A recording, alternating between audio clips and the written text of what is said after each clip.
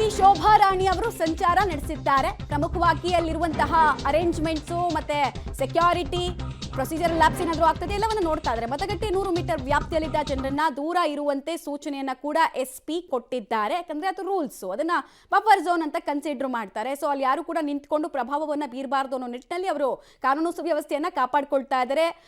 Spot visit ಮಾಡಿದಂತಹ ಸಂದರ್ಭದಲ್ಲಿ SP ಅವರು ಕಂಡಿದ್ದು ಹೀಗೆ, ಹಾಗೂ ಇನ್ಸ್ಟ್ರಕ್ಷನ್ಸ್ ಅನ್ನ ಕೂಡ ಪೊಲೀಸ್ ಅಧಿಕಾರಿಗಳಿಗೆ ಕೊಡ್ತಾ ಇದ್ದಾರೆ. ಎಲ್ಲಾದ್ರೂ ಕೂಡ 100 ಮೀಟರ್ಗಿಂತ ಹೆಚ್ಚು ಒಳಗೆ ಬಂದು ಪ್ರಚಾರವನ್ನು ಮಾಡೋದು ಅಥವಾ ಅಂತಿಮ ಹಂತದಲ್ಲಿ ಆಮಿಷವನ್ನ ಒಡ್ಡೋದು, ಪ್ರಭಾವವನ್ನ ಬೀರುವಂತಹ ಕೆಲಸ ಯಾವುದು ಆಗ್ತಾ ಇರೋ ರೀತಿ ಕಾನೂನು ಸುವ್ಯವಸ್ಥೆ ಕಂಪ್ಲೀಟ್ ಆಗಿ ಹತೋಟಿಯಲ್ಲಿ ಇರೋ ರೀತಿಯಲ್ಲಿ ನೋಡ್ಕೊಳ್ಳೋ ನಿಟ್ಟಿನಲ್ಲಿ ಪ್ರತಿ ಪೋಲಿಂಗ್ ಬೂತ್ಗೂ ಕೂಡ ಹೋಗ್ತಾ ಇದ್ದಾರೆ.